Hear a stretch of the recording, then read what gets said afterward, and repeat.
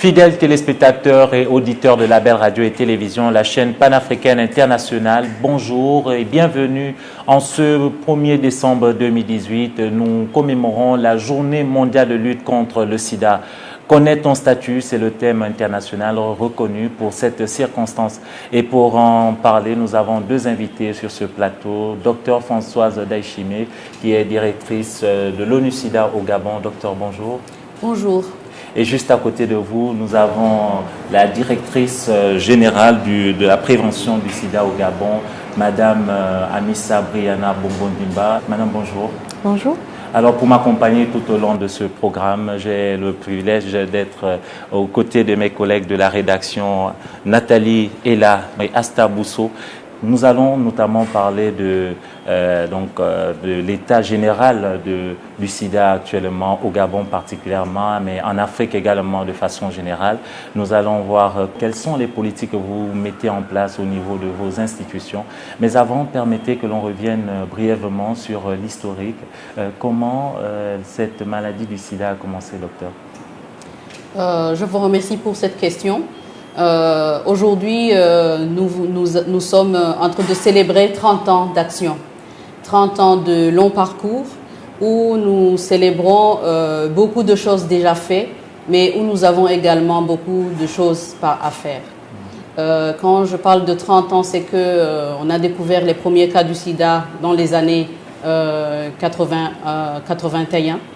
Et voilà où nous en sommes aujourd'hui, avec non seulement la découverte, mais aussi on a le traitement, bien que ce soit un traitement qui ne guérit pas. La plupart des patients dans le monde ont déjà accès au traitement. Et donc, très brièvement, je dirais qu'on a eu un grand parcours dans tout ce que nous avons pu faire et qu'aujourd'hui, si nous parlons de l'historique, c'est le moment de pouvoir réellement célébrer. Vous parlez de 30 ans d'action, 30 ans de combat déjà contre cette maladie qui décime des familles.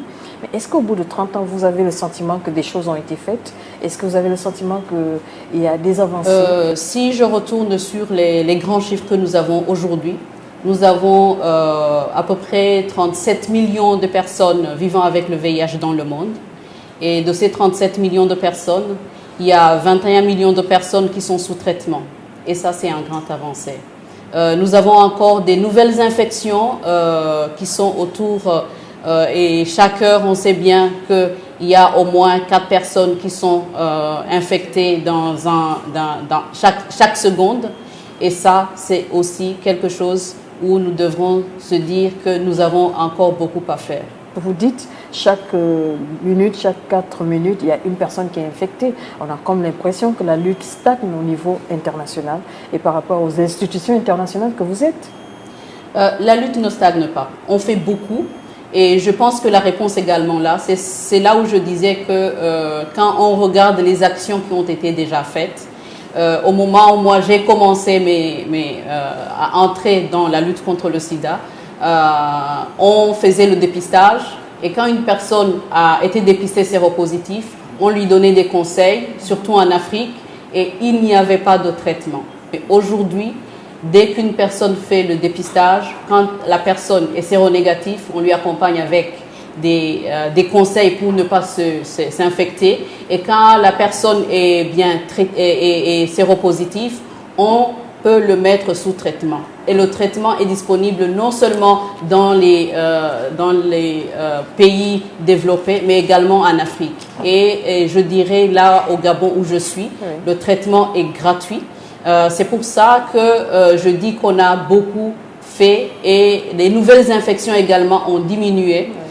Si je ne donne même que les chiffres du Gabon, dans le passé, on était à plus de 3300 personnes qui s'infectent chaque année, mais aujourd'hui, ce chiffre a beaucoup diminué pour les nouveaux cas.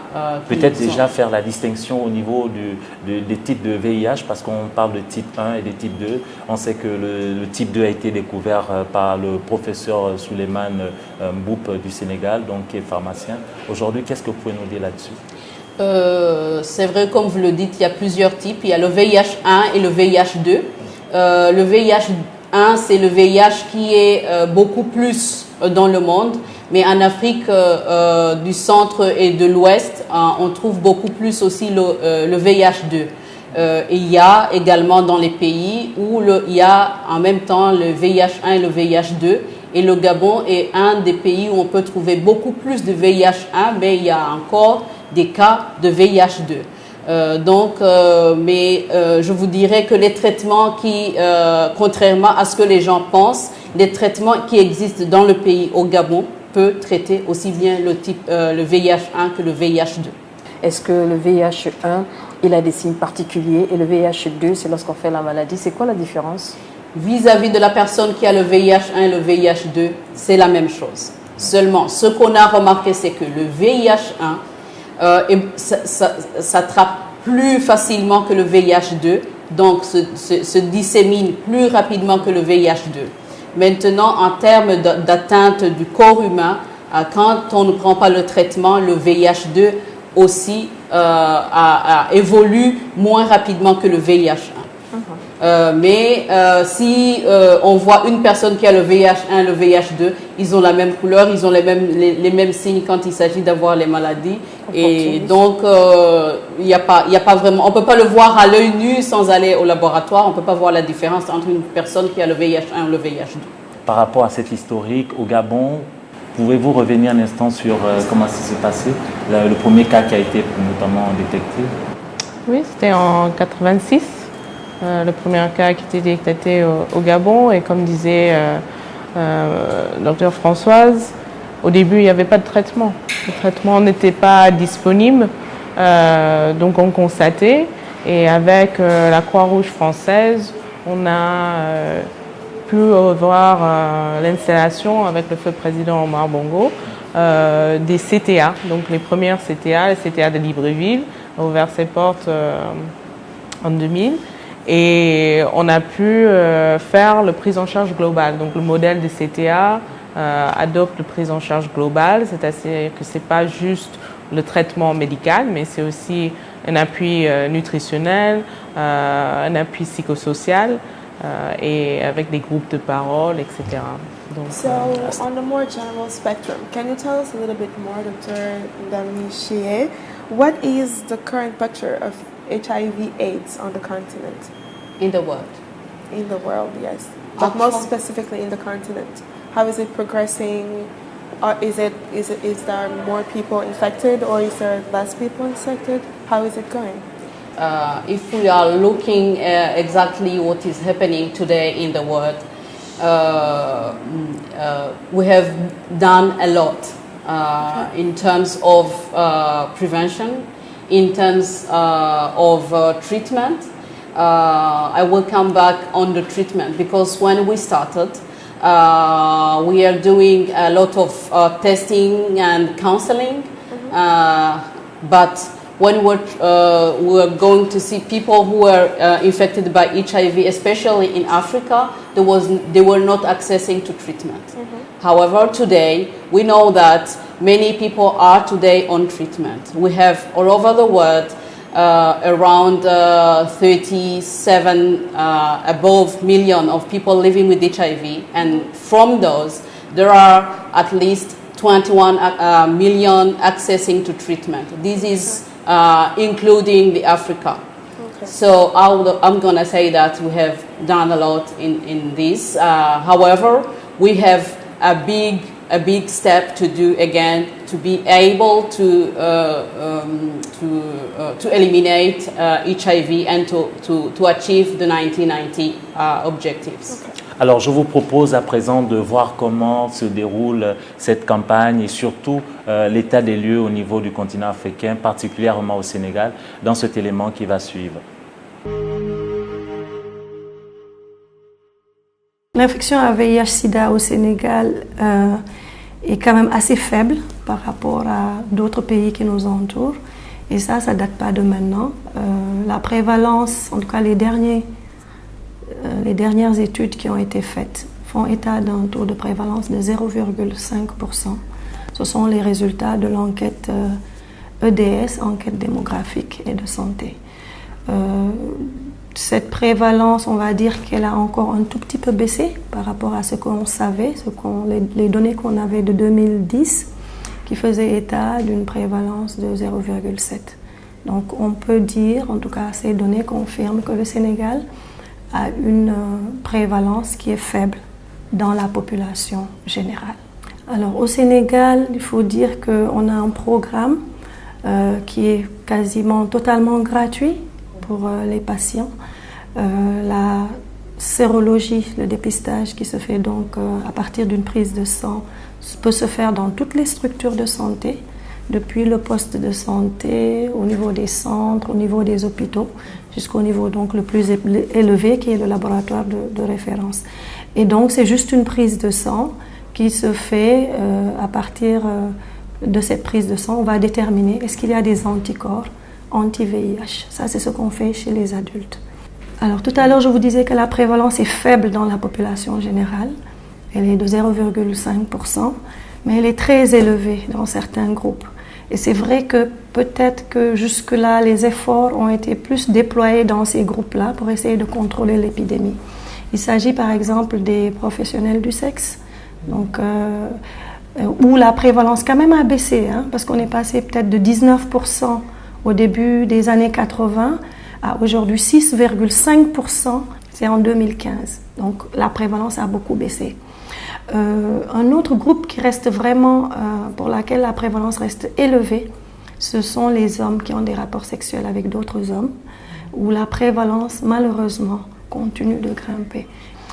Un autre groupe vraiment qui est à risque, ce sont les usagers de drogue par voie injectable, parce que vous savez que l'infection à VIH est une infection qui est transmise par les liquides biologiques au cours d'un rapport sexuel, mais également tout ce qui est sang, fluide biologique, en particulier le sang. Donc les usagers de drogue injectables, du fait qu'elles peuvent s'échanger des seringues, etc., là également on a une prévalence qui est assez élevée. Alors vous l'avez vu, au Sénégal, le taux de prévalence est de 0,5%. Docteur, quelle est la situation générale ? Je dirais que le Sénégal est un des pays où le taux de surprévalence est moins élevé. Cependant, dans le monde, ce taux de prévalence n'est pas aussi bas que, surtout en Afrique subsaharienne. Le taux est beaucoup plus élevé comparé à d'autres pays de l'Europe. Quand on parle de taux beaucoup plus élevé, on est à peu près...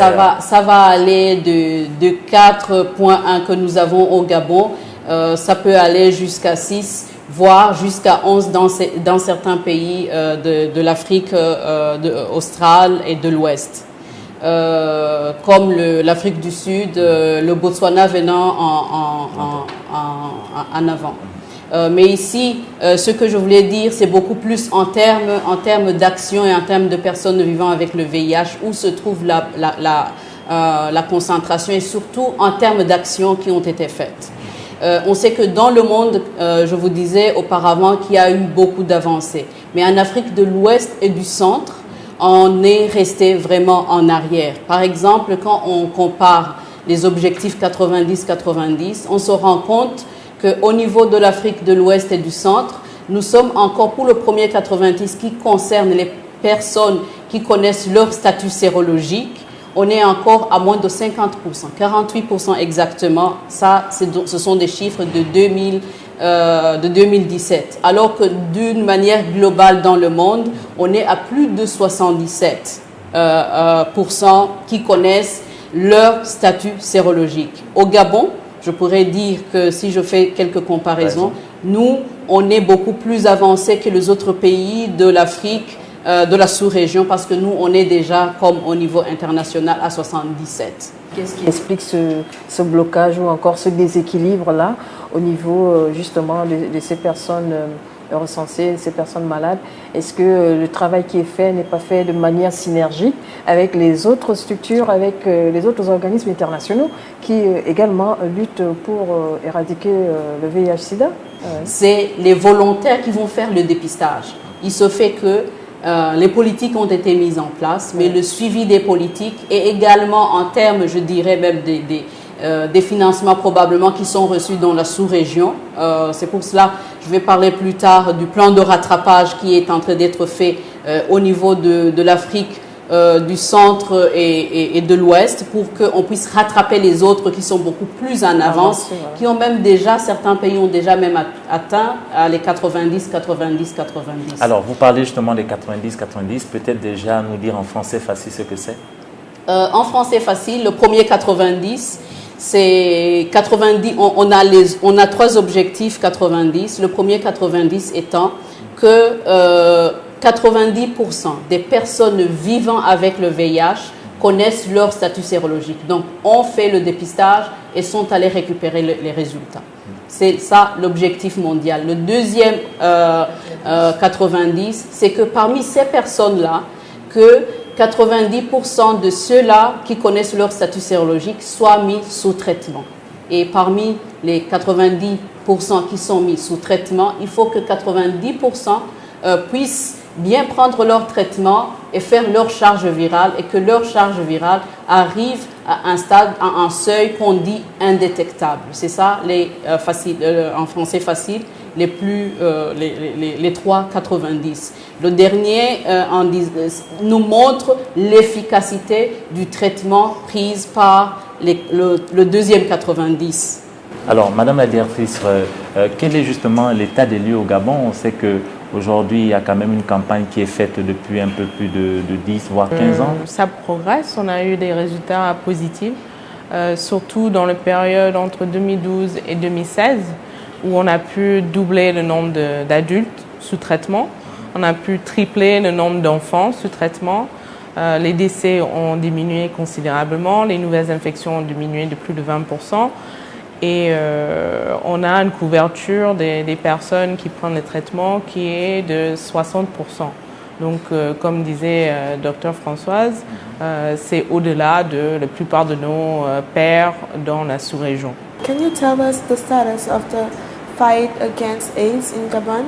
How is the government supporting the people living with AIDS? And do you feel like your institution is helping in getting people to get better? The president for the Omar Bongo Ndima put in place a number of treatment centers called CTA here in Gabon and in each of the provinces. So in each capital city there's a CTA. And from the beginning, treatment was financed for the poorest people who couldn't afford the treatment. And today the treatment for everyone is free. So we've always had innovative and approaches in a very engaged government, a very responsible government. And we're seeing the fruits of that collaboration between the UN system, between the government, between civil society, and even the private sector, that when everyone puts forth their efforts, then we see a reduction in new infections. Between 2012 and 2016, we doubled the number of adults on treatment. We tripled the number of children on treatment. New infections were down by 20%, and mother-to-child transmission went from 11% to 4%. Okay.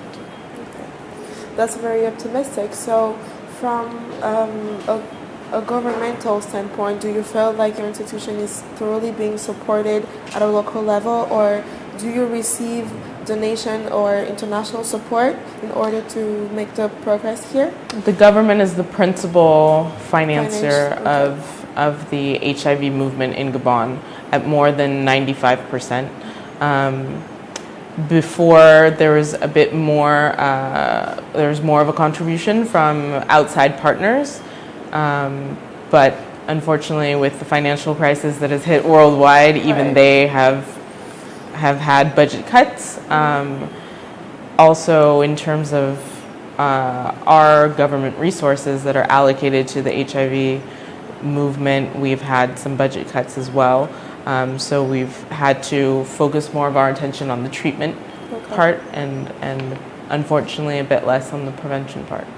Just 2 points to add on what she was saying, to say that coming from the international family, I would like to say congratulations to Gabon because they are doing their best, because they are supporting at least around 95%, around 93% of the response in Gabon, while other countries are less than 50 in their support. And in what we are trying to implement in many countries is that countries should be responsible for their population. And this is what Gabon is doing. However, I will come back and saying that they need to do more because the cut of 60% that she's saying is having an impact on the prevention, and we will like to see more and more investment, because when you invest in the prevention, it is better for the long term, also for the government and for the population. While I can call also partners to do more, I'm also calling the government of Gabon to do as well more in bringing more resources so that we can achieve the 390, especially the last 90 when we have less than 50% of people who can access to viral load as an exam that is used to follow people living with HIV. En ce 1er décembre, la communauté internationale commémore la Journée mondiale de lutte contre le VIH-Sida. On parle bien sûr là de la 30e campagne mondiale de lutte contre le sida. Je vous propose de voir au Cameroun comment cette lutte se mène.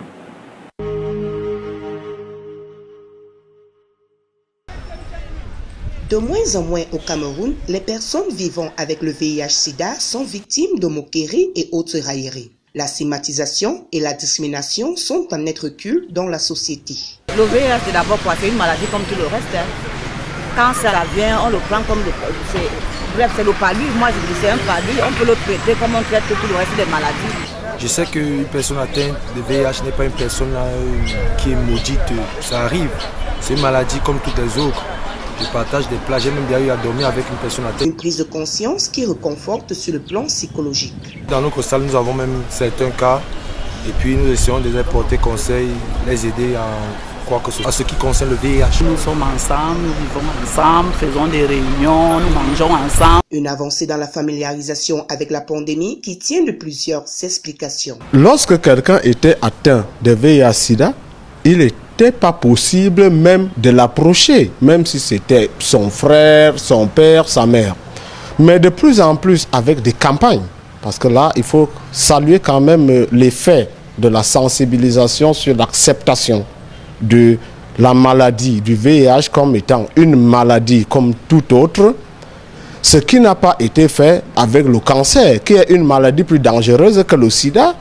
On peut quand même noter, je dis bien, avec un peu de recul, un dynamisme en termes d'acceptabilité de la maladie du VIH dans des zones urbaines, ce qui n'est pas le cas dans des zones rurales. La communication est l'un des vecteurs du recul, de la stigmatisation et de la discrimination. À partir des rapports que la ville a vis-à-vis de la campagne, si déjà il y a transformation en ville, ça va automatiquement affecter la campagne.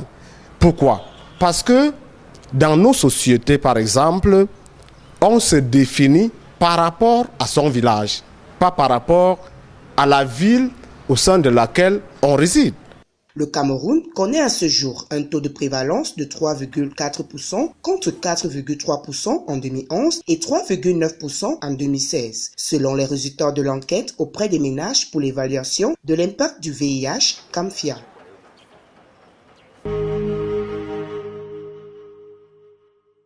Quelles sont les politiques que mènent l'ONU-SIDA et le Gabon pour vaincre cette maladie? Madame la directrice, là aussi, vous parliez tout à l'heure des 3,90. On imagine que c'est une politique que vous menez. Il y a un plan stratégique national de lutte contre le sida du Gabon.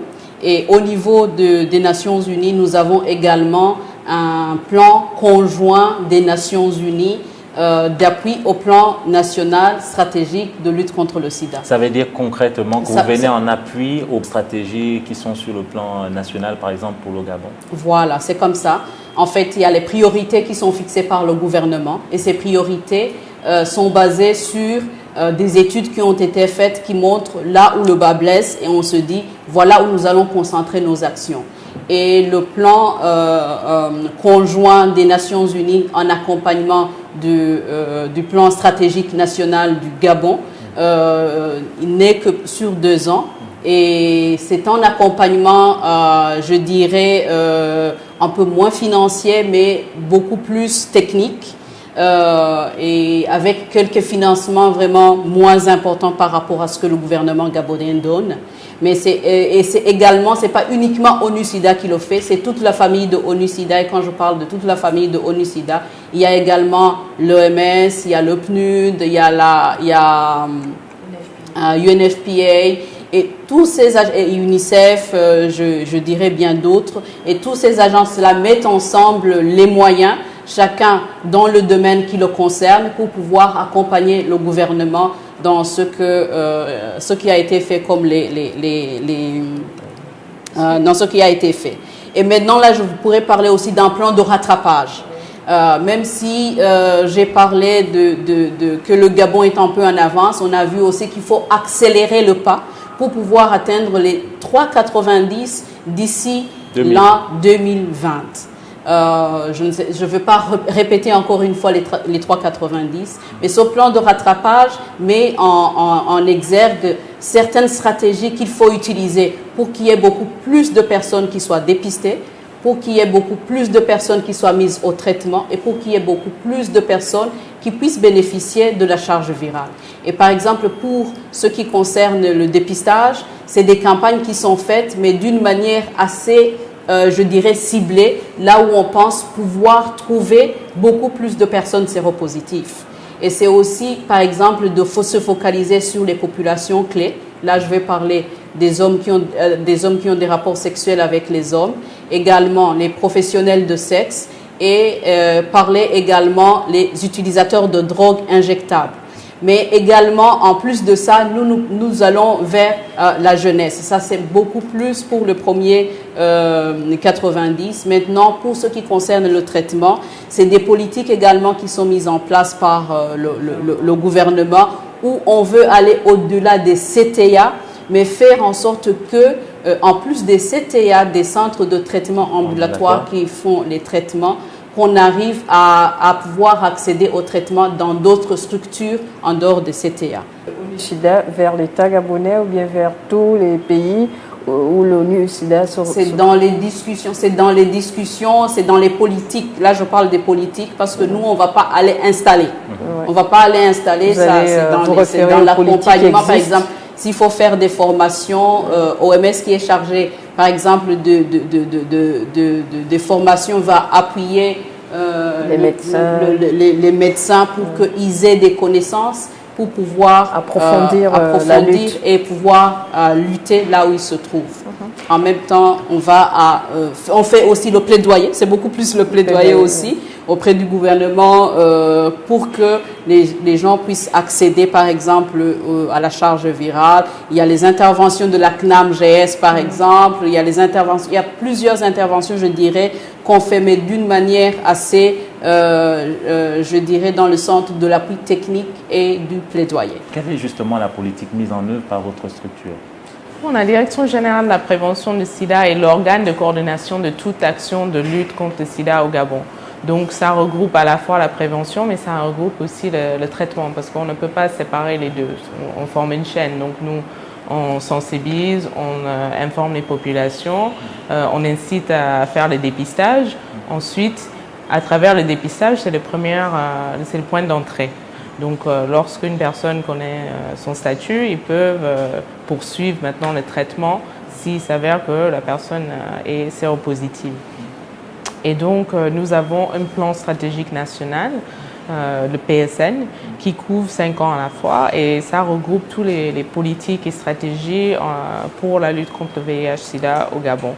Et ce document normatif est élaboré avec l'ensemble des acteurs de la lutte. Donc il y a à la fois la société civile, le gouvernement, les confessions religieuses, les personnes vivant avec le VIH eux-mêmes, et les partenaires en développement, le secteur privé qui contribuent.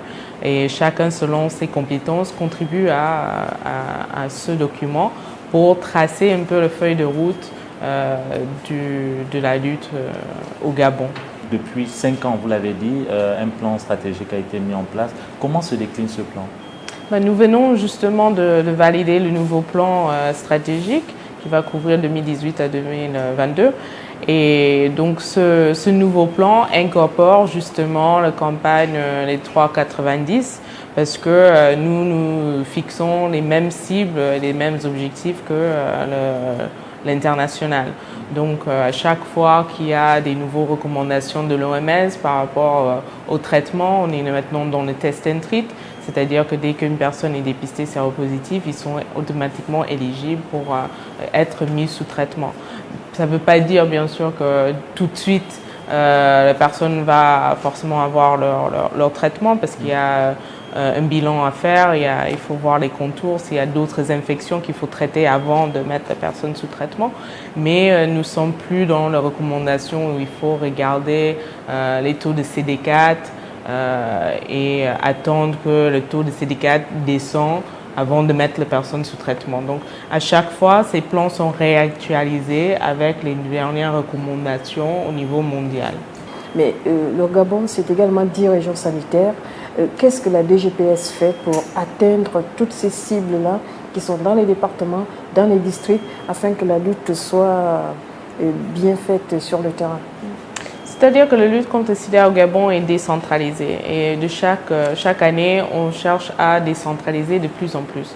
Donc au niveau du traitement, à l'époque, c'était réservé qu'aux CTA, donc les centres de traitement ambulatoires, qui se trouvaient sur Place à Libreville et après dans chaque capitale provinciale.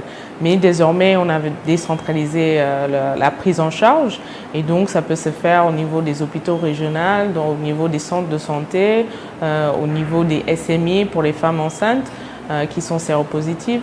Et donc justement, les partenaires comme OMS ou NUSIDA nous accompagnent dans les formations de ces prestataires pour que la lutte puisse être décentralisée et être plus proche des populations. C'est là l'occasion de parler de la PTME. Qu'en est-il aujourd'hui? Est-ce qu'on peut faire le point de la PTME au niveau national? Oui, donc le PTME, c'est la prévention de la transmission mère-enfant. Donc une femme séropositive en prenant des traitements antirétroviraux peut empêcher que son enfant soit infecté. Donc la première étape pour la PTME, c'est de faire le test de dépistage à chaque femme enceinte. Comme ça, elle peut savoir si elle est séropositive ou pas. Et s'il s'avère qu'elle est séropositive, elle est mise tout de suite sous traitement antirétroviral. Ensuite, une fois que l'enfant est né, elle a un suivi rapproché, donc on suit le couple mère-enfant et éventuellement on fait un test de dépistage à l'enfant aussi pour voir si l'enfant est réellement infecté ou pas ou si c'était juste les anticorps de sa mère. Donc on attend l'âge de 18 mois pour pouvoir prononcer définitivement si l'enfant a été infecté ou pas. Et donc ce processus était concentré au niveau des structures de prise en charge, notamment les CTA, mais nous avons décentralisé maintenant dans les SMI et nous continuons à former d'autres prestataires pour la prise en charge de la femme enceinte. Et nous avons vu des grands progrès au niveau du programme PTME. La transmission de la mère à l'enfant en 2012 était de 11%. Et en 2016, c'était de 4%. Donc on a pu diminuer le nombre d'enfants infectés à travers leur mère. Et la couverture des femmes enceintes séropositives qui prennent les ARV, c'est au-delà de 75%. Le dépistage est gratuit et disponible dans la plupart des centres de consultation prénatale. Donc, de ce fait, ça veut dire que toute femme enceinte qui arrive en consultation, on peut le dépister et quand elle est séropositive, on peut le prendre en charge et cela va éliminer ça devrait éliminer la transmission mère-enfant. Maintenant, je pense que on pourrait faire un effort pour que à chaque fois dans tous ces centres de dans des SMI, qu'on puisse vraiment avoir à chaque fois les réactifs pour dépister toute femme enceinte qui arrive. Est-ce que ces réactifs existent dans les 10 régions sanitaires? Oui, parce que vraiment c'est gratuit. Donc, je pense que quand on parle de zéro, ça existe. Quand on parle de zéro nouvelle infection chez le bébé, je pense que ça devrait être possible au Gabon. L'autre chose qui est bien au Gabon, c'est que la plupart des femmes vont faire au moins une consultation prénatale. Dans d'autres pays, ce n'est pas comme ça. C'est souvent que les femmes vont avoir des bébés sans avoir fait une consultation prénatale. Mais ici, on sait que plus de 90% des femmes vont au moins faire une consultation prénatale. Et qu'est-ce qui peut expliquer cela? Je pense que c'est la mobilisation qui a été faite dans le passé. Ça fait 1 année et demie que je suis ici. Peut-être qu'il y a eu beaucoup de politiques qui encouragent les femmes à faire les consultations prénatales. Donc, c'est vrai, on préconise 4 consultations, mais au moins pour ce qui est de la lutte contre le sida, à la première consultation, la première fois, si on pouvait faire le dépistage et ceux qui sont positifs, leur donner, on va éliminer très rapidement. Mais quand on est encore à 4%, il faut vraiment faire une analyse en profondeur pour voir pourquoi on est encore à 4% chez les femmes enceintes avec toutes les politiques qu'on a mis sur place. Donc, je pense que là, c'est quelque chose où on peut aller beaucoup plus en profondeur et voir le pourquoi ça arrive. Le test est volontaire. On n'impose pas. Donc, les tests peuvent être disponibles dans les structures, mais il faut que la femme aussi accepte de se faire le test de dépistage. Donc, là aussi, on a un travail à faire. Il y a 4 CPN qui sont prévus. La plupart, malheureusement, ne font pas tous les 4 CPN. Donc, il y a un travail de sensibilisation aussi de faire auprès des femmes pour que chaque femme, lorsqu'elle est enceinte, fasse le test de dépistage, accepte de faire le test parce que ça va sauver la vie de son enfant. Une autre stratégie peut-être qui pourrait aider, c'est l'implication communautaire. C'est-à-dire ? Les communautés ici ne sont pas, par exemple les milieux associatifs, les communautés ne sont pas très impliquées dans l'accompagnement des patients. On fait la sensibilisation, mais après, les gens ne sont pas vraiment très engagés à continuer même leur traitement. Même les femmes enceintes qui sont mises sous traitement, ceux qui sont séropositifs, après ils arrêtent. Et ça, on devrait mettre en place également les politiques communautaires qui accompagnent les gens qui demandent à ce que ça se fait beaucoup plus dans d'autres pays, dans d'autres régions du continent et même dans la région de l'Afrique, beaucoup plus de l'Ouest. Et ça vraiment, ça améliore beaucoup même la vie des malades. Et ici, je peux donner un seul exemple, je dirais pas, c'est pas le seul, mais je peux donner un exemple qui avait réussi. C'est l'engagement de la mairie de Libreville qui a, avec ses fonds propres, a pu mettre en place un programme de ce qu'on appelle les agents de santé communautaires. Et ces agents de santé communautaires accompagnent aussi bien les personnes vivant avec le VIH dans les quartiers et les aident à mieux, à ne pas arrêter leur traitement. Et je pense que ça, c'est des choses qu'on pourrait, sur lesquelles on pourrait bâtir pour étendre dans d'autres mairies, que ça ne soit pas seulement dans la mairie de Libreville, mais que ça puisse aller au-delà de Libreville et dans d'autres régions du Gabon. So now we've got a local picture at the local scale of how the prevention of transmission of the disease through pregnancy is happening. But now can you give us a larger picture of on the continent, how is your institution helping governments to implement strategies in order to help the prevention? The prevention of the treatment. The prevention of the transmission of the disease exactly? Yeah, actually, I will say that we have this objective of getting zero new infection among the for the elimination of mother-to-child transmission by 2020. There are a few countries that have already eliminated, and today we now have none in Africa. But we are aiming to accelerate and at least get all people, all women who are pregnant. They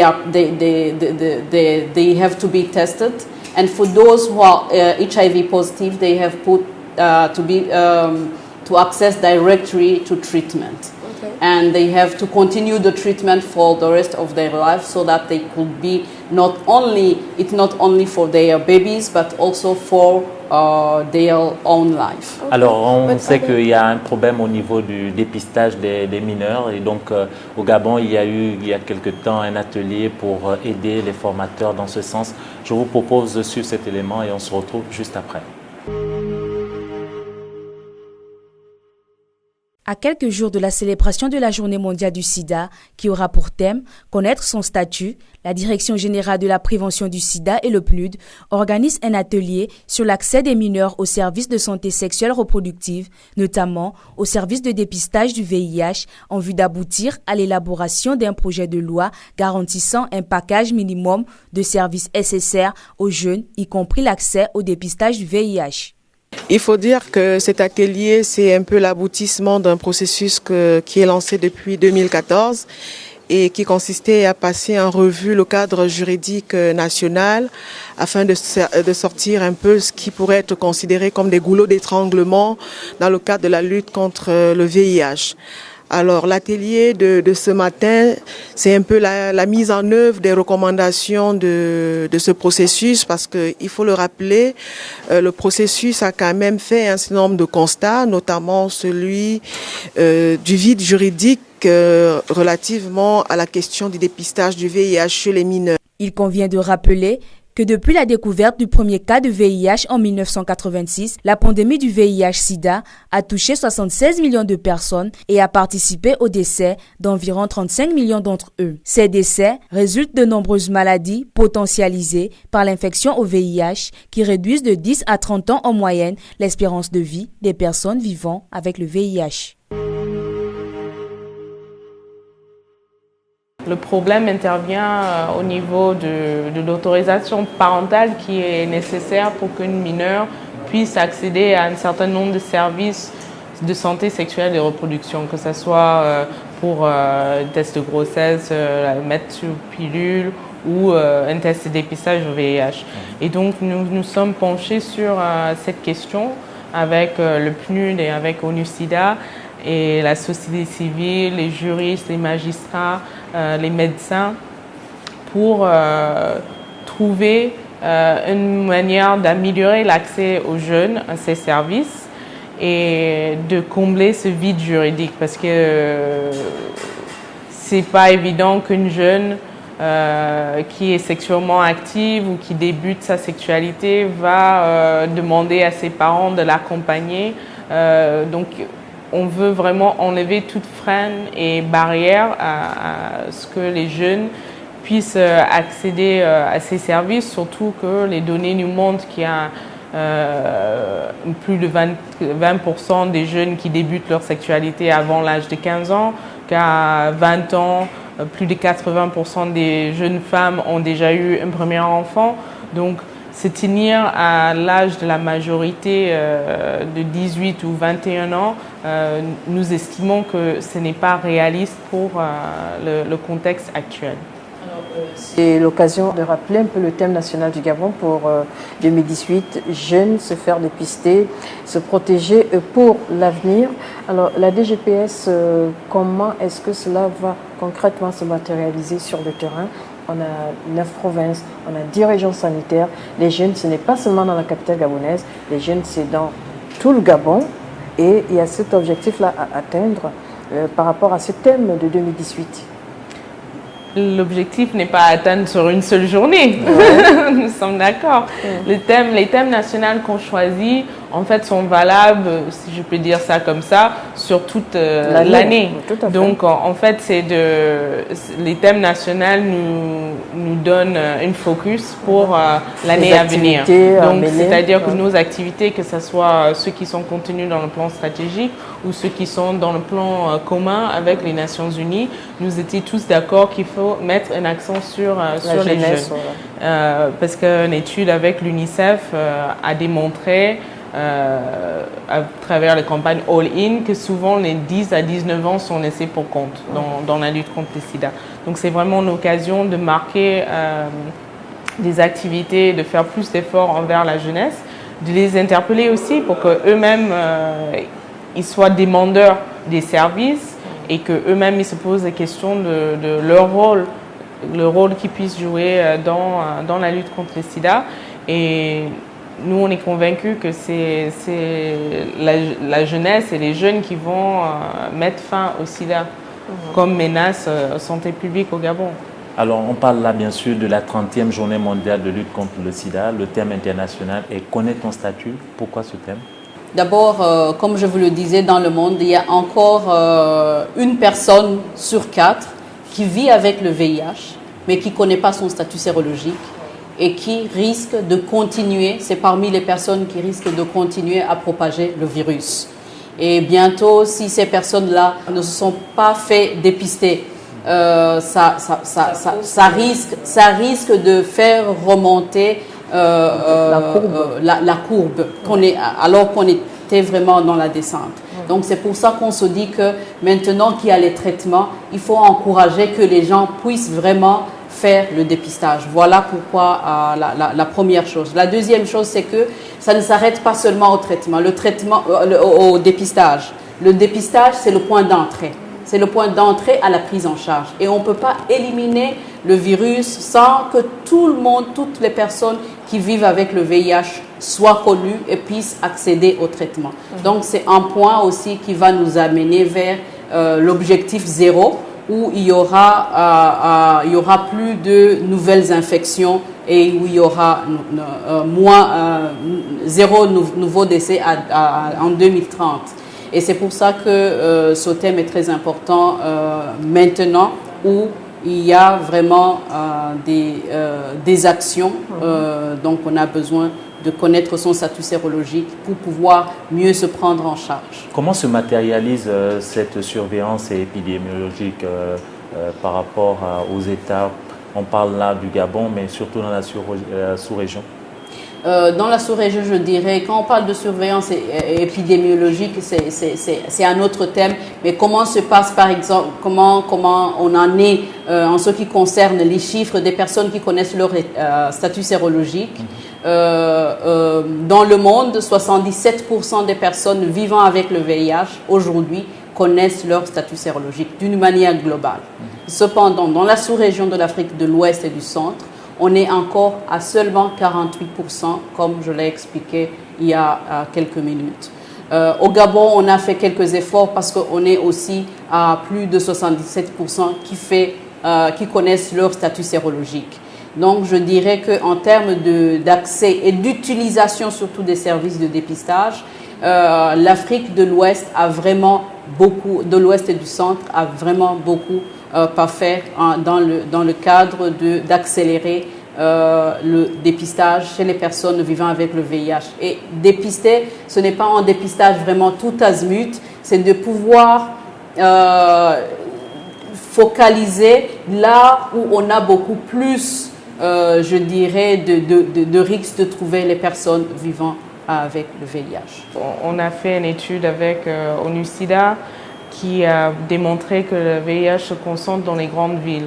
Donc lorsqu'on parle de cibler, il y a des grandes villes au Gabon où on sait qu'il y a plus de personnes vivant avec le VIH qui ne sont pas encore identifiées parce qu'ils ne connaissent pas leur statut.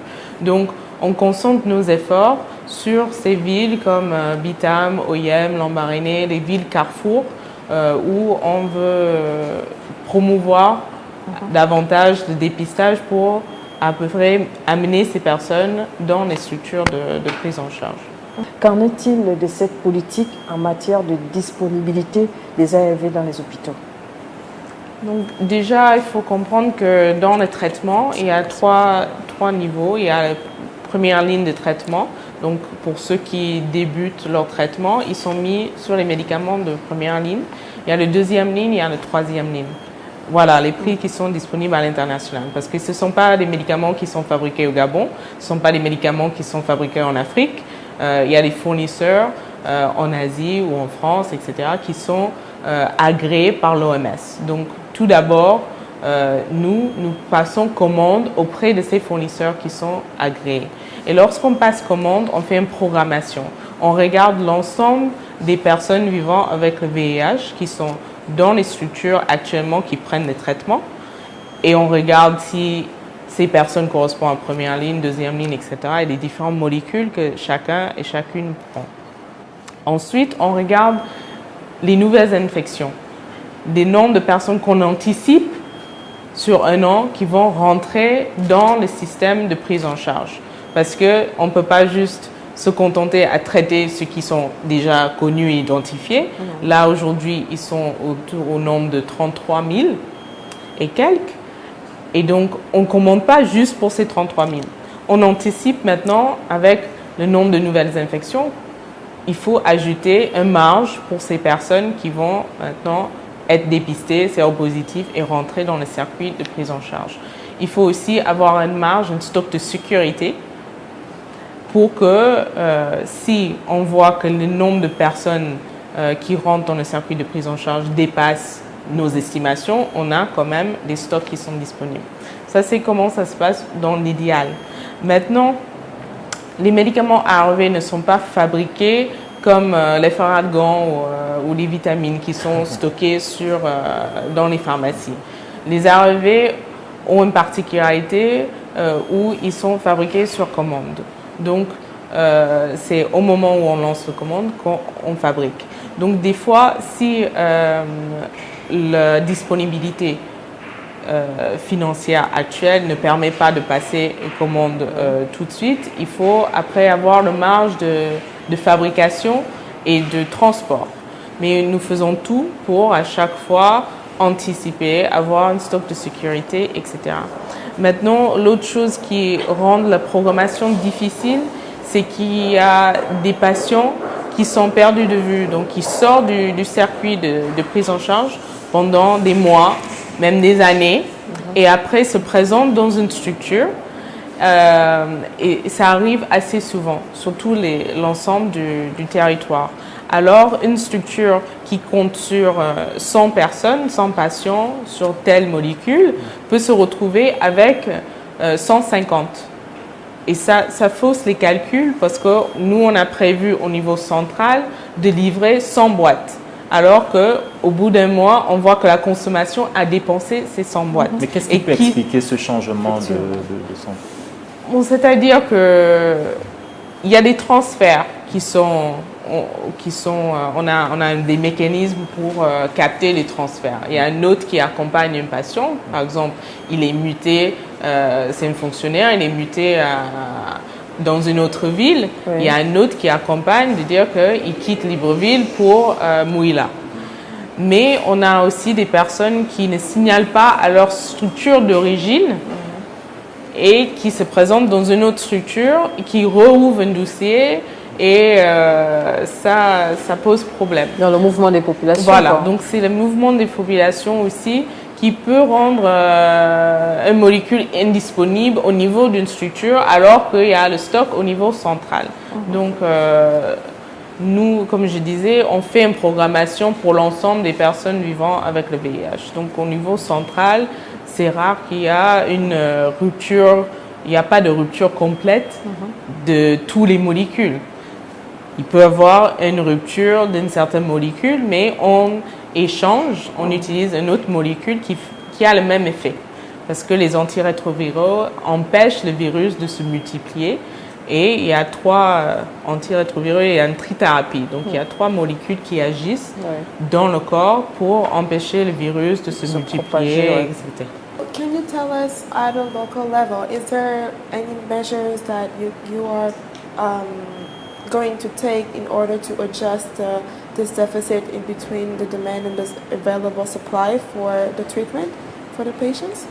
Well, we're constantly improving our tools. Okay. So with UNAIDS and the other UN partners, we have software that allows us to better anticipate how many people we will be adding to the current treatment line. Okay. So better anticipation means that we can order a quantity that will correspond to the actual number of people living with HIV/AIDS in Gabon, and anticipate the new cases that we'll bring in. We are also bettering our communication tools between each of the structures, because before everything was handwritten, and so instead of paper archives, we're moving towards electronic archives.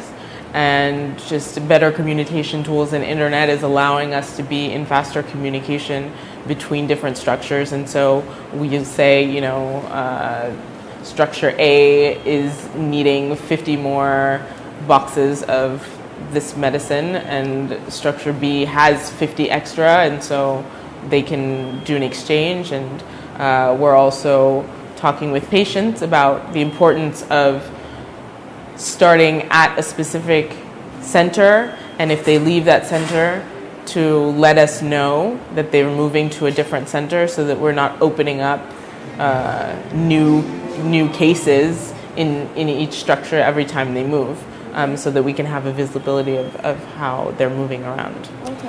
Je vous propose de voir au Cameroun comment ces jeunes font pour connaître leur statut. Dans les rues de Yaoundé, capitale camerounaise, de nombreux citoyens informés de campagnes de dépistage du VIH/SIDA en ont largement profité. Mon dernier test de dépistage, il y a cela un mois que je l'ai fait et il était négatif. Connaître son statut sérologique passe par de multiples moyens. L'autodépistage, le dépistage à base communautaire, le dépistage multiple. Mais tout ceci n'empêche pas certains jeunes de se défiler. Je n'ai jamais eu à faire un dépistage. Oui, pourquoi? Bon, je sais pas, pour rien. Ça m'a jamais intéressé. Non, je ne connais pas mon statut sérologique.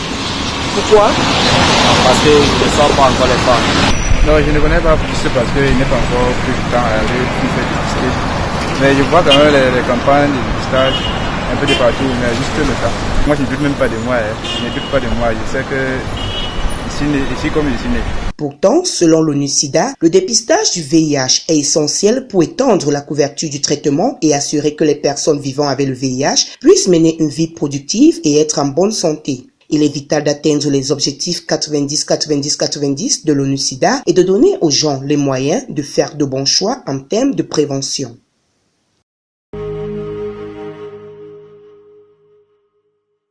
Nous sommes de retour sur ce plateau pour parler toujours de la journée mondiale de lutte contre le VIH/SIDA. Astar. I was asking the question, I understand that at a local scale, there is a deficit in between the supply and the demand when it comes to the availability of the supply, and would like to know at a regional scale, how is this problem also a problem in these regions? Or is Gabon a specific area in which this happens?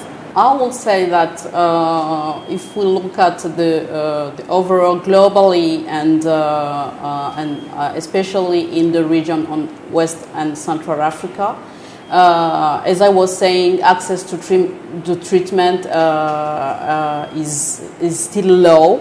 Not only because there is this big difference, it's not the same case like in Gabon, because there are some countries who have in advance their own the treatment that are supported by the international development bodies like the Global Fund against the HIV/AIDS and TB and malaria. However, as we talked at the beginning, Gabon is not part of those countries that have access to this kind of funding. The issue of accessing to ARVs coming in countries, there are less and less stock out of ARVs in many countries, including also in Gabon.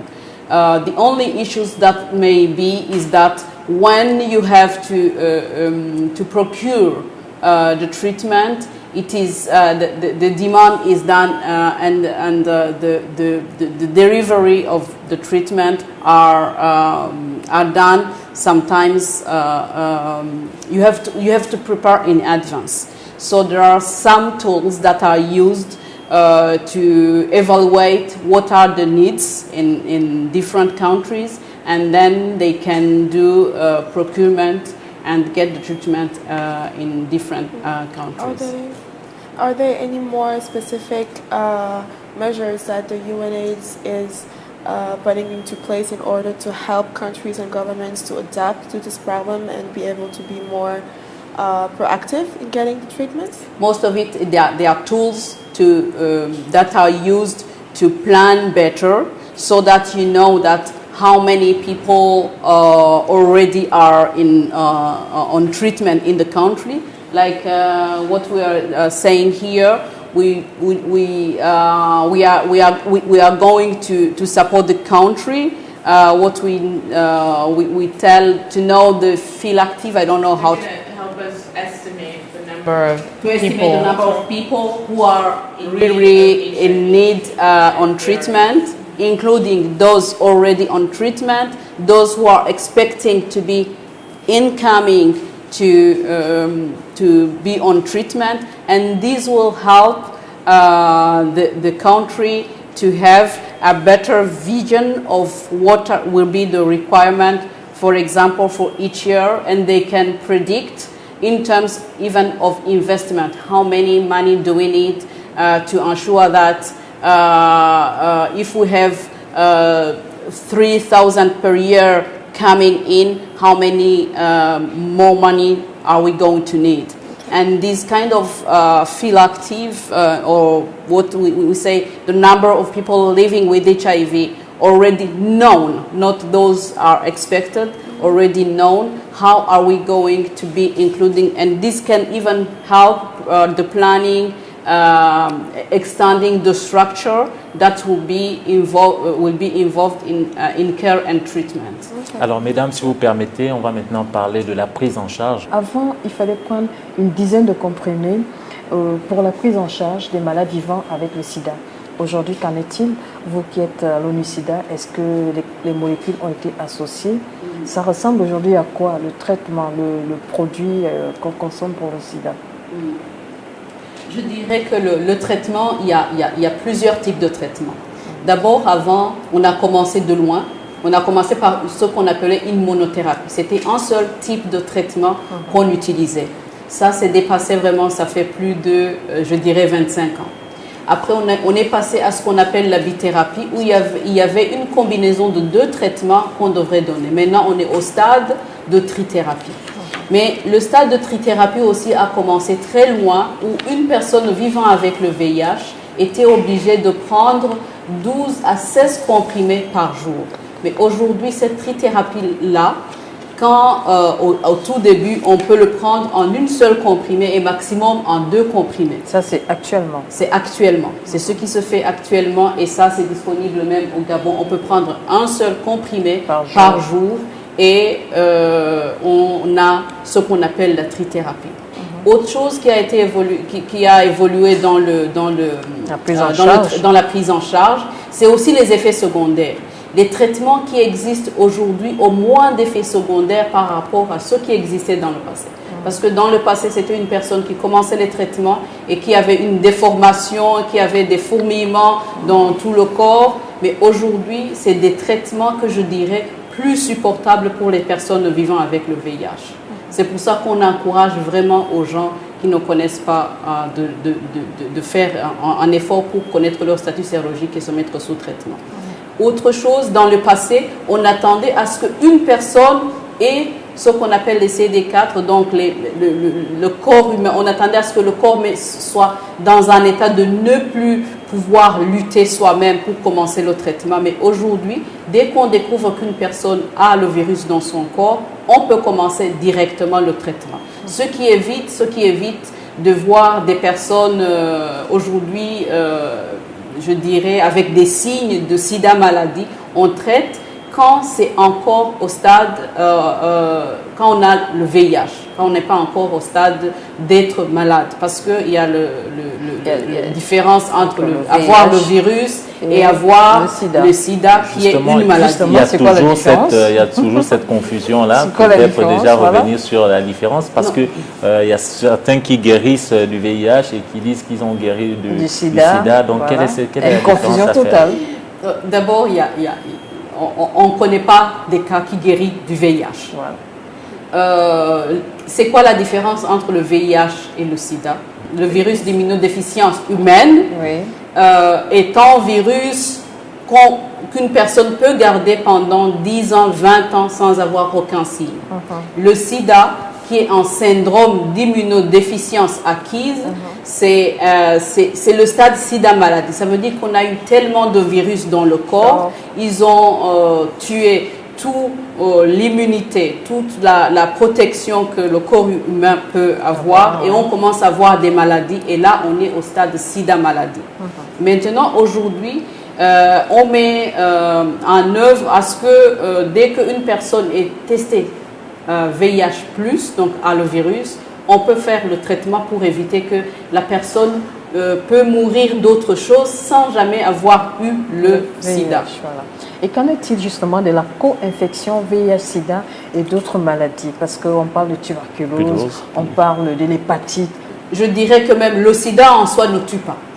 Le sida diminue tout ce qui est le VIH diminue, tout ce qui est le système de protection de l'homme, ça diminue et on commence à avoir ce qu'on appelle les maladies opportunistes, dont la tuberculose, le zona, toutes les infections pulmonaires, des diarrhées qui ne s'arrêtent pas. Et ça, c'est vraiment des cas qu'on ne voit plus actuellement en grande, mais dans le passé, il y en avait beaucoup. Les infections opportunistes, et c'est ceux-là qui vont tuer. Et on a ces infections opportunistes quand on a atteint le stade sida maladie. Maintenant, c'est quoi la co-infection? C'est qu'on a en même temps l'infection du VIH et l'infection de la tuberculose, où on a en même temps l'infection du VIH et l'infection de l'hépatite B et l'hépatite C. Et souvent, l'hépatite C et l'hépatite B, ça s'attrape de la même façon que l'hépatite, que le VIH. Donc, du coup, il y a ce genre de co-infection qui existe. Je pense que nous sommes en train de travailler à ce que on baisse le prix du charge virale pour que chaque personne vivant avec le VIH puisse avoir une charge virale une fois par an. Donc nous sommes en train de l'incorporer dans le panier ACNAM-GS. Alors il y a toujours ce déni de la maladie. Comment est-ce que vous gérez ça? C'est-à-dire ceux qui refusent d'accepter leur statut, déjà la maladie. Mais c'est justement là où la prise en charge communautaire est importante parce qu'il faut avoir une prise en charge psychosociale qui est adaptée et il faut avoir un environnement autour de soi qui est accueillant et qui vous accepte parce que lorsque les personnes se sentent rejetées, ils se referment sur eux-mêmes et puis ils font le rejet de la maladie ou même rien qu'à l'idée de faire un test de dépistage, certaines rejettent déjà l'idée de faire le test de dépistage parce qu'ils ne veulent pas savoir, parce qu'ils ont des connotations, des associations déjà négatives ou des craintes qui sont autour du VIH-Sida. Donc c'est en parlant, comme nous sommes en train de le faire, c'est avec vous les médias qu'on peut briser ce silence et ce tabou autour du VIH-Sida parce que c'est déplorable que les personnes qui sont atteintes de ce virus vont mourir avec parce que le traitement est gratuit, le traitement est disponible, il y a un traitement qui permet de rester en vie alors qu'il y a 10-20 ans ce n'était pas le cas. Donc il faut qu'on puisse saisir cette occasion qui est offert, que les médicaments sont là pour permettre de rester en vie. La discrimination, c'est vraiment un frein. À l'élimination du VIH. Oui. Parce que la discrimination et la stigmatisation peut pousser une personne qui ne connaît pas encore son statut sérologique à ne pas le faire. Ou une personne qui connaît déjà son statut sérologique d'aller vers un CTA pour se faire traiter. Parce qu'il se dit, il y aura quelqu'un qui va me voir, si je vais là-bas, on va penser que je l'ai, ou bien alors si je l'ai déjà, on va plus... je ne veux plus accéder à tel genre de service. Et la discrimination, ça se trouve partout. Ça se trouve même dans le corps médical, ça se trouve dans les familles et ça se trouve même dans toute la communauté entière. Il y a également ce qui est plus dangereux, c'est l'autodiscrimination, où soi-même on n'accepte pas sa maladie, ou soi-même on ne veut pas en parler. Et ça implique aussi parfois un mauvais traitement et une mauvaise prise de traitement. Mais peut-être déjà revenir sur cette comparaison. On a vu tout à l'heure qu'au Sénégal, on est à quand même 0,5%. Au Gabon, on est à plus de 4%, sachant que la démographie du côté du Gabon n'est pas forcément élevée. Qu'est-ce qui peut l'expliquer? Est-ce qu'il y a le facteur culturel, le facteur peut-être religieux je pense qu'il y a plusieurs facteurs, mais aussi il faudrait qu'on n'a pas fait d'études comparatives des deux pays. Mais ce qu'on pourrait avancer, c'est déjà qu'au Sénégal, il y a beaucoup plus le VIH2 que le VIH1. Tandis qu'au Gabon, on a le VIH1 qui se transmet plus rapidement, comme je vous l'ai dit au départ, plutôt que... et également, je me dis qu'en termes de programme aussi, l'implication communautaire, quand on regarde ce qui a été fait au Sénégal, je pense que c'est beaucoup plus, ça a pris un peu plus d'avance par rapport à ce qui est fait au Gabon. Maintenant, il peut y avoir d'autres inconnus qu'on peut chercher par des études comparatives. Sinon, je pense que ça, c'est un des éléments, quelques éléments que je pourrais donner. Je pense que les prisonniers... Là, c'est un peu plus compliqué de les suivre ou vous avez un programme à ce niveau? Ce qu'on appelle les populations clés ou les populations vulnérables, les prisonniers, les hommes ayant des rapports avec des hommes, les professionnels de sexe, même les jeunes, constituent tous des couches des populations vulnérables. Donc, c'est-à-dire qu'on doit avoir une approche plus accélérée, plus aiguë envers ces populations, parce qu'ils sont beaucoup plus à risque, parce qu'ils ont des comportements qui leur mettent beaucoup plus à risque. L'environnement du prison fait en sorte que, même prenons une grippe, lorsqu'on est dans un environnement enfermé, les choses se propagent beaucoup plus rapidement que lorsque chacun rentre chez eux, etc., et ont son espace qu'ils puissent eux-mêmes aseptisser, nettoyer, etc. Donc c'est l'environnement du prison qui les rend plus vulnérables. Peut-être parlant des populations clés, il faut dire qu'au Gabon, là nous sommes vraiment, je dirais, trop en arrière, parce qu'aujourd'hui, quand on nous demande les chiffres sur le Gabon, on ne connaît pas le nombre ni estimatif. Il n'y a pas de statistiques. Il n'y a pas de statistiques qui, pour les hommes qui ont des rapports sexuels avec les hommes, on n'a pas les statistiques sur les professionnels de sexe, on n'a pas les statistiques sur toutes ces autres populations clés. Et je pense que ça c'est quelque chose sur lequel, dans un futur à venir, voire même le plus rapidement possible en 2019, ça devrait être dans nos priorités. On les a mis déjà dans nos priorités, que ce soit au niveau gouvernemental, que ce soit au niveau des ressources que nous recherchons au niveau des Nations Unies. Mais comme vous le savez, peut-être il y a quelque chose que je n'ai pas dit ici, mais au niveau des Nations Unies, on a aussi des problèmes de ressources. Dès qu'on travaille au niveau du Gabon, qui est un pays à revenus intermédiaires, tranche supérieure, on a moins de ressources qui nous viennent pour faire ce genre d'études. Donc du coup, quand le gouvernement n'arrive pas à avoir des fonds suffisants pour faire ça, et que nous, on ne nous donne pas, ça veut dire ça devient un vide sur l'information, sur les connaissances. Alors que si on connaissait ça, ça aide beaucoup plus dans la planification ou comment joindre ces personnes. Actuellement, il commence à y avoir certaines associations, il n'y a même pas, au niveau, je dirais que même au niveau associatif, il y a très peu d'associations qui se chargent d'aller vers ces populations. Et aujourd'hui, on a vraiment du mal à accéder à ces personnes-là. Et si on n'arrive pas à y accéder, on aura des soucis parce que c'est là, ça peut être une bombe à retardement. Nous sommes une petite population, donc ça devrait... Population d'1,8 million. Voilà, donc sur le plan statistique, de l'extérieur, on se dit que ça devrait être simple de dépister tout le monde ou de connaître ces populations clés, de faire des activités envers ces populations. Mais on souffre aussi du fait qu'on ait une petite population, c'est-à-dire l'anonymat. Dans les villes beaucoup plus grandes, où il y a des populations beaucoup plus importantes, on peut aller dans une structure et se fondre dans la masse. Mais dans nos provinces, c'est beaucoup plus difficile.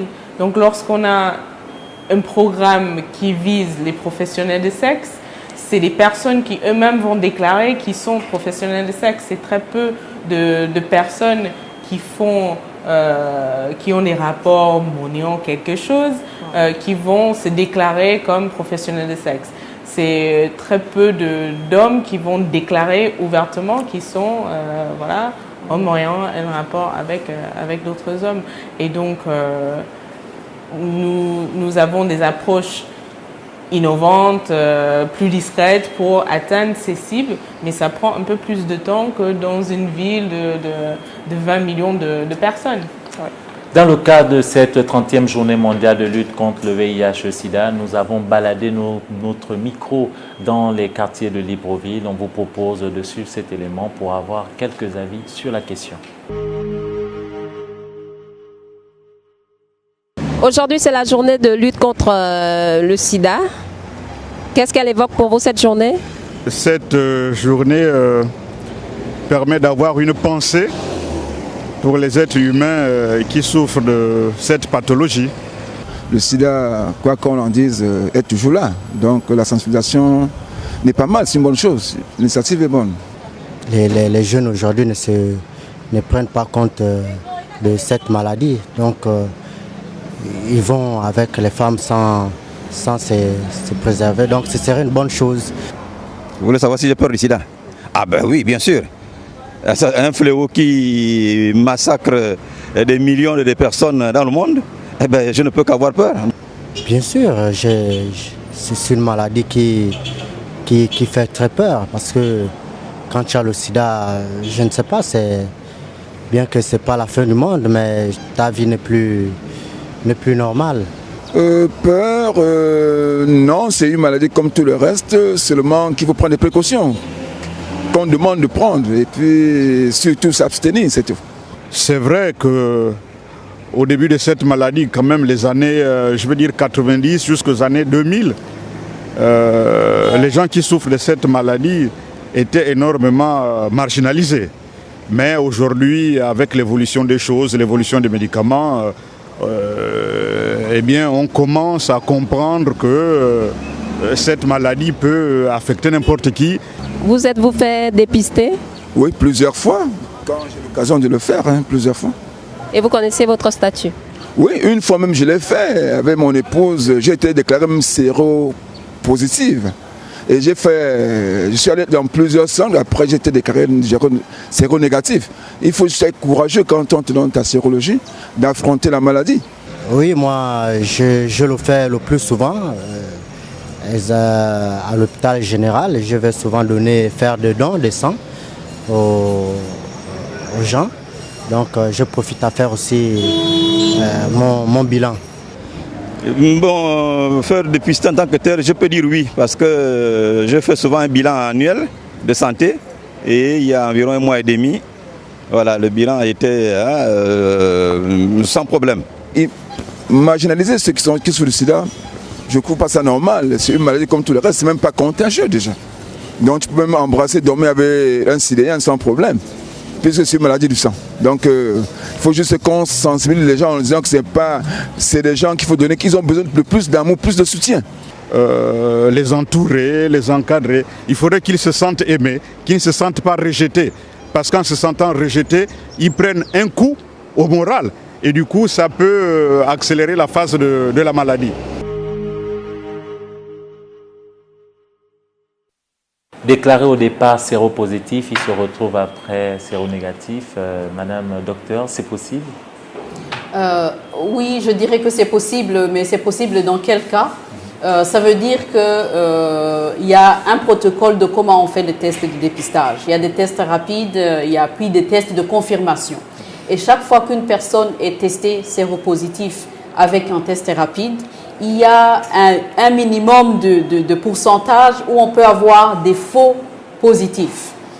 C'est dans ce cas-là, avec la confirmation, qu'on peut voir que le deuxième test a prouvé que la personne finalement n'avait pas de virus. Donc ça, c'est un cas qui existe. Ça ne veut pas dire que c'est une personne qui avait le virus et qui est guérie. Non, par contre, c'est que c'était un faux positif. Maintenant, il n'y a pas aujourd'hui, jusqu'à présent, il n'y a pas de cas d'une personne connue séropositive et qu'on a déclaré après séronégatif, en sachant que le fait d'avoir le virus, on produit des anticorps et c'est ces anticorps-là qu'on mesure pour dire qu'une personne est séropositive. Zéro décès dû au sida, ça veut dire que toutes les personnes vivant avec le VIH sont mises sous traitement et vivent normalement comme une personne qui n'a pas le virus. Et il est tué, il décède des autres causes qui tuent d'autres personnes. C'est ça. Mais ces personnes-là qui sont déjà séropositifs vont rester séropositifs jusque, je dirais, à présent, on n'a pas de traitement qui guérit la maladie. Hein? À présent, on n'a pas de traitement qui guérit la maladie. Donc, quand on est mis sous traitement, on continue le traitement à vie. Alors, il y a certains, à l'image de Luc Montaigne, qui dit qu'avec une bonne hygiène de vie, on peut guérir de la maladie du sida. Vous dites non. Il y a d'autres qui vont voir les charlatans également en pensant peut-être guérir de cette maladie. Il n'y a que le traitement antirétroviral qui permet de rester en vie parce que ce médicament empêche le virus de se multiplier. Donc lorsque les personnes qui sont déjà vulnérables parce qu'ils sont séropositifs, lorsque des forces extérieures, des personnes extérieures essaient de leur convaincre d'abandonner le traitement ARV pour prendre un autre traitement ou pour même juste prier et sans prendre les ARV, c'est dangereux parce que il n'y a rien qui après va empêcher le virus de se multiplier. Et c'est lorsque le virus se multiplie et anéantit complètement le système de défense, le système immunitaire du corps, que la personne va succomber au sida et décéder. Et donc c'est malheureux et nous restons sur, comme a dit Dr Françoise, il n'y a que les ARV qui permettent de rester en vie. Docteur Françoise, est-ce qu'aujourd'hui on peut dire qu'il y a des avancées au niveau de la recherche? Est-ce qu'on va trouver le médicament? Parce qu'on a comme l'impression que les chercheurs ne font pas assez leur recherche par rapport à cette maladie du sida. Est-ce qu'un jour on ne connaîtra plus le sida? Je pense qu'aujourd'hui on peut dire que les recherches vraiment ont connu des avancées. On parlait du temps où on prenait 16 comprimés et aujourd'hui on est en train de prendre qu'un comprimé. Je sais probablement dans ta question, il y a insinuation d'un vaccin. Les études pour trouver un vaccin sont en cours, mais je vous dirais malheureusement que ce n'est pas encore probant. Ce n'est pas encore probant parce qu'il n'y a pas un vaccin qui empêche aujourd'hui d'avoir le VIH. Par contre, il y a quelque chose qui est fait aujourd'hui chez les personnes, les populations clés dans le monde développé. On leur donne un traitement sans être malade pour prévenir qu'ils puissent avoir le virus. C'est un traitement qu'on donne ARV, mais c'est un traitement antirétroviral qu'on donne à une personne qui n'a pas encore le virus pour empêcher qu'il puisse attraper ce virus. Mais là, c'est un traitement, ce n'est pas quelque chose qui va prendre pendant 2 jours comme on fait un vaccin et puis on arrête.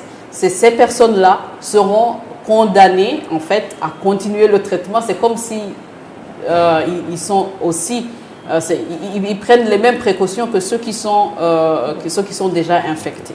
Est-ce que ce ne serait pas un business derrière pour vous, les organisations internationales, qui ne trouvent jamais la solution au sida? Parce que ça mettrait... On parle de conférences à chaque fois, on parle de conférences, on parle de recherche, et finalement ça n'aboutit pas. Vous avez parlé de molécules qui ont évolué aujourd'hui, mais jusque-là, les molécules évoluent et ça permet de stagner la maladie. Mais ces molécules ne guérissent pas le malade. Je dirais que le virus, même si on prend l'exemple de virus de grippe, c'est un virus très difficile à guérir.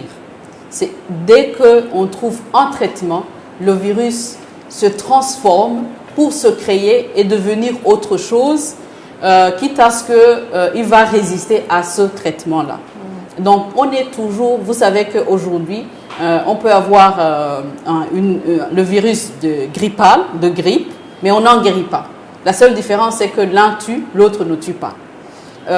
Donc, je dirais que l'état même du virus fait que ça soit difficile de trouver un médicament qui guérit complètement. Ils sont en train de faire vraiment des efforts pour trouver des médicaments qui guérissent, mais aujourd'hui, jusqu'à présent, il n'y en a pas encore.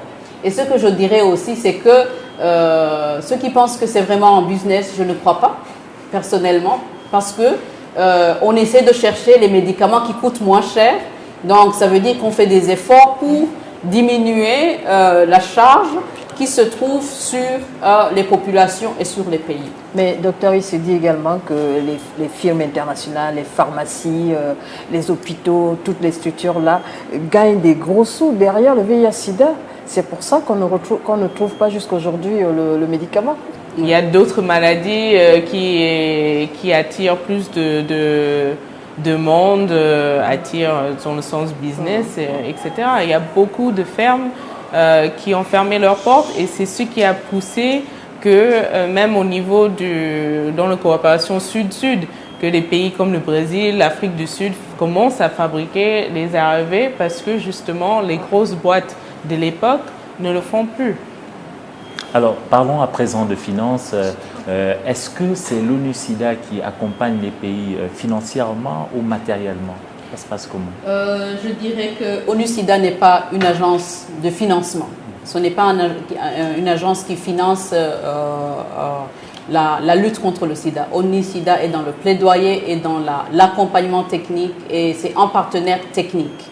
Par contre, on fait tout en sorte pour que les agences comme le Fonds mondial de lutte contre le sida, la tuberculose et la malaria, les agences comme le PEPFAR puissent mobiliser autant de ressources et donner aux pays qui n'en ont pas les moyens afin d'éliminer le virus. Et nous, on travaille avec eux pour faire le plaidoyer de mobilisation des ressources.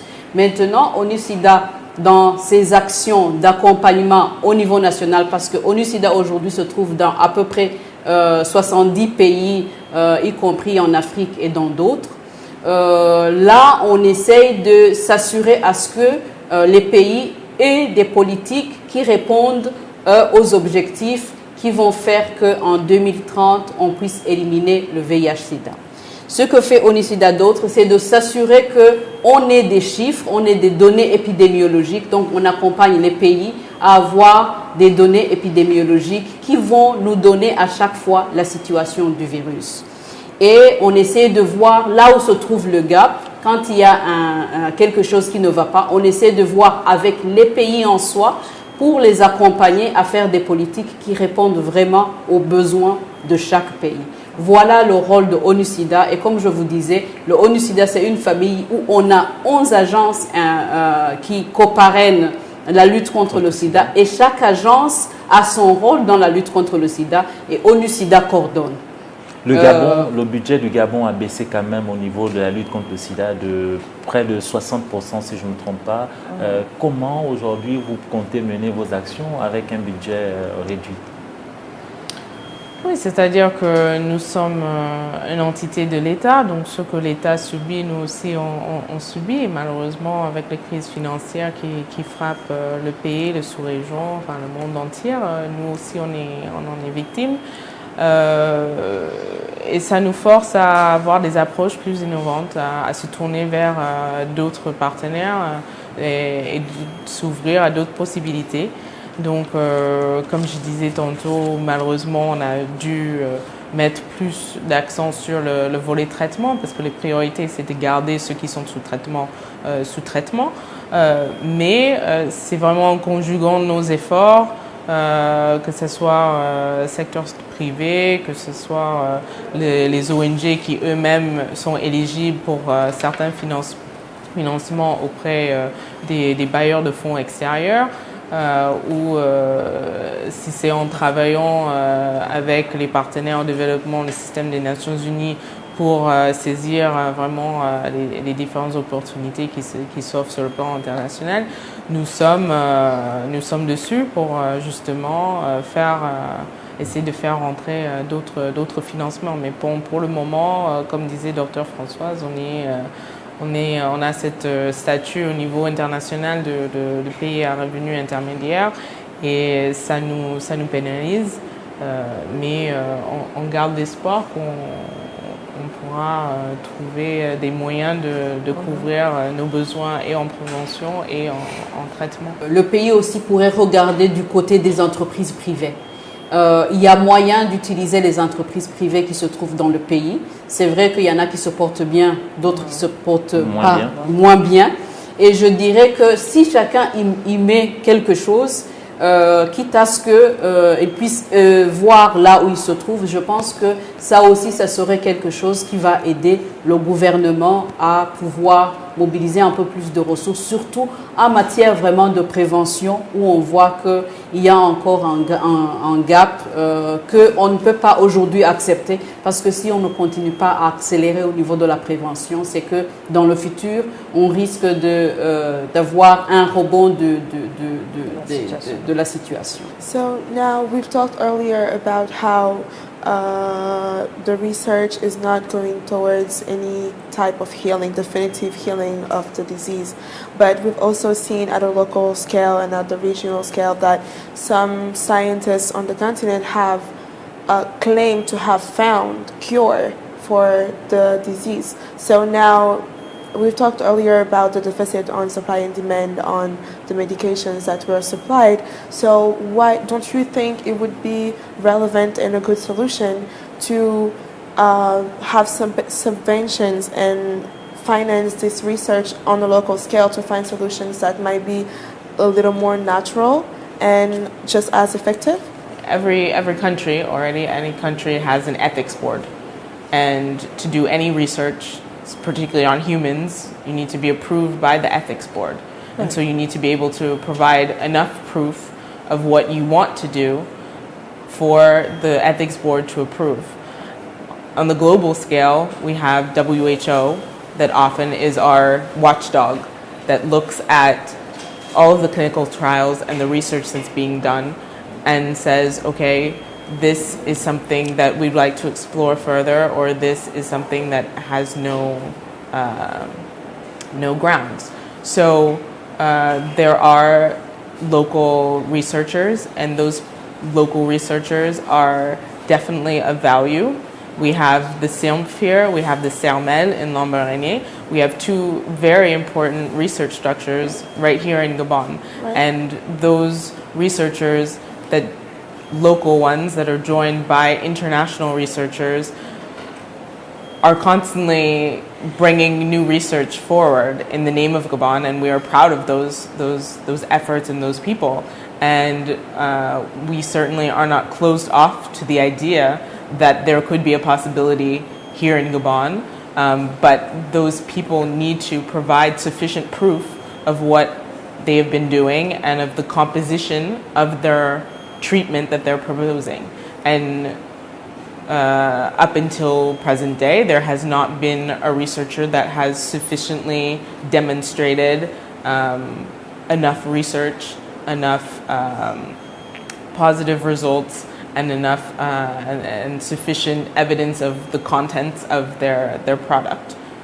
Yes, but do you think those institutions that are in charge of watching and regulating those research, do you think they're completely objective as of would they give these researchers and these institutions that work with very small budgets and very hard financial situations, do you think they're objective as to like, would they let them prove all the way by backing them up with financial support their research? I do. I do think that they're objective enough to want to find a solution if a solution can be found. There are, I can't speak for other countries, but in terms of Gabon, like I said, we have 2 huge research centers in our own country. So even if the WHO is slow in coming forward, we have those 2 structures that are in Gabon whose goal is also to valorize local research. So in terms of Gabon, I don't think that there's a risk of us passing over something that has a real impact. And maybe to add on that is that the researchers actually what they are trying to do is to find a treatment that will be less cost, less expensive. And you can see that the difference between what was in the past on the cost and what is today.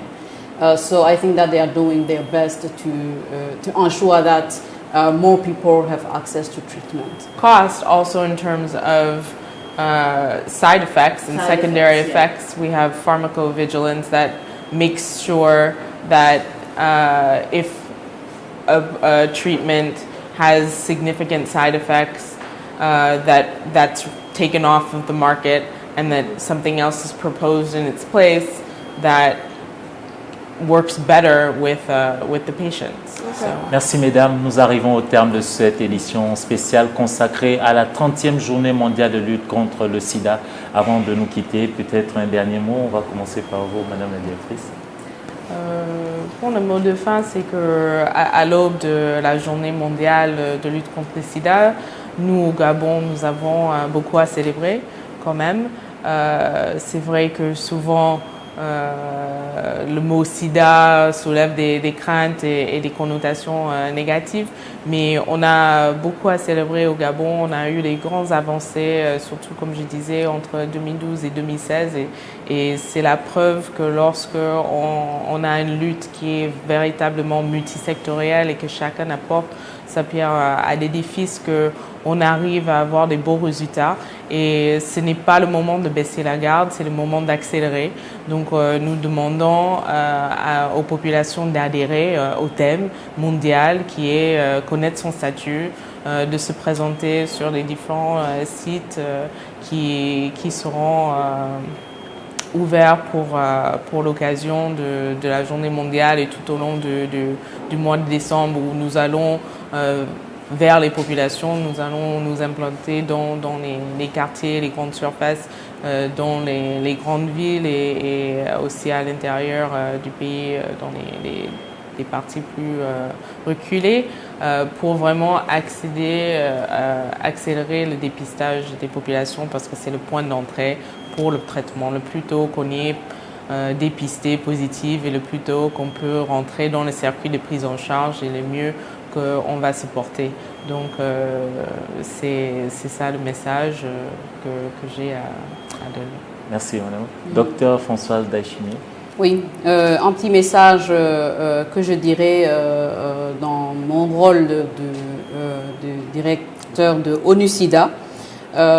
On voudrait avoir l'élimination de la transmission mère-enfant d'ici 2020 au Gabon. On a des possibilités, on a des ouvertures et je pense que ça c'est quelque chose qui peut se faire. En plus de cette élimination de la transmission mère-enfant, c'est la prévention chez les jeunes. On est vraiment des exemples dans la sous-région en termes de traitement. On peut devenir aussi des exemples en termes de prévention. Et ça serait un de mes rêves. Et tout ça va commencer également par le thème « Connaître son statut sérologique ». Voilà mon dernier mot. sur Merci ça. mesdames d'avoir accepté notre invitation. Nous étions en compagnie pour le compte de la rédaction de Asta Bousso pour le desk en anglais et de Nathalie Ella. Chers téléspectateurs de la Belle Radio et Télévision, la chaîne panafricaine internationale, merci de nous avoir suivis et à très bientôt. Au revoir.